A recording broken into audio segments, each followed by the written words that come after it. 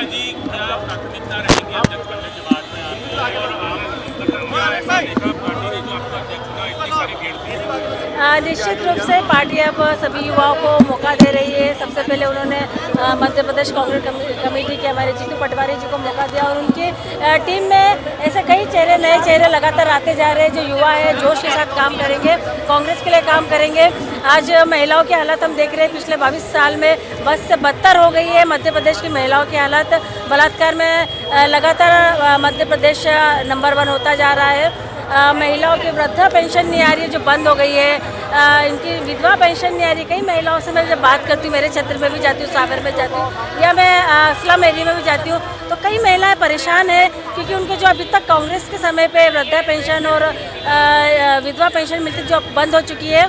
लाडली बहन योजना में भी मैं बात करूंगी कि मैं कई बहनें मेरी ऐसी हैं जिनको चुनाव के पहले लाडली बहन योजना का लाभ मिलता था, पर चुनाव होने के बाद जब सत्ता मिल गई भाजपा को, तो उसके बाद अलग अलग कारणों से उनके नाम इस योजना के से हटा दिए गए हैं। तो उन बहनों से जब मैं मिलती हूँ उनको तकलीफ होती है कि हमें ठगा हुआ, वो महसूस करती है। तो उनकी आवाज़ बनूंगी और 3000 का जो उन्होंने वादा किया था 2 साल पहले सत्ता में आने के पहले, जो अभी तक पूरा नहीं हुआ है, उसको बढ़ चढ़ के उठाऊंगी और इन महिलाओं के खाते में 3-3 हज़ार रुपये में डलवाऊंगी।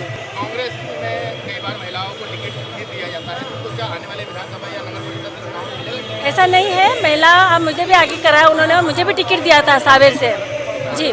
तो निश्चित रूप से महिलाओं के बारे में कांग्रेस हमेशा महिलाओं के साथ में रही है, गरीबों के साथ रही, किसानों की पार्टी है कांग्रेस। तो ऐसा आप नहीं कह सकते कि महिलाओं को टिकट नहीं दिया गया। आप देखिए जिला अध्यक्ष में भी कई महिलाओं को मौका दिया गया है। एसआईआर को लेकर क्या बोलेंगे? एसआईआर में मैं लगातार हमें शिकायतें भी आ रही है कि हमारे सम एरिया की बात करूंगी या हमारे कांग्रेस वोटर की बात करूंगी कि उनके नामों को लेके उनके जब फॉर्म भरे जा रहे हैं तो फॉर्मों में लगातार उनको ये परेशान किया जा रहा है कि ये फॉर्म लाओ, जिससे हमारा मतदाता परेशान हो रहा है। वो टारगेट कर रहे हैं कि कांग्रेस के वोटर को परेशान किया ताकि उनके नाम ना जुड़ पाए, जैसा कि उन्होंने बिहार में किया था, वैसे ही वो मध्य प्रदेश में चाहते हैं। पर हम लोग इतने सतर्क हो चुके हैं कि अब उनकी मंशा को पूरा नहीं होने देंगे। बीजेपी के द्वारा लगातार कांग्रेस को एक मुस्लिम पार्टी का टैग लगा दिया गया, इस टैग को किस तरह से दूर करेगा?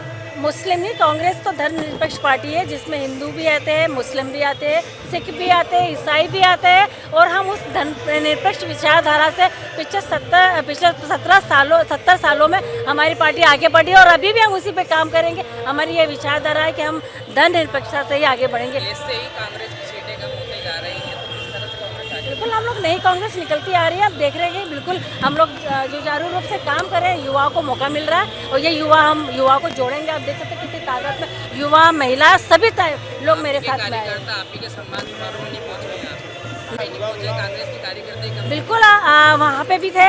खजराना गणेश मंदिर में भी कई तादाद में थे। पीछे आ रहे, गाड़ियाँ लगी हुई है पीछे, उनको यहाँ आने में टाइम लगा क्योंकि ट्रैफिक कितना है, इतना ट्रैफिक हो गया, आने में टाइम लगा। वहाँ देखिए आप खजराना गणेश मंदिर में जाते तो सभी लोग थे वहाँ पे, और अब मऊ में भी जाएंगे हम लोग सब बाबा साहब की जन्मस्थली पर।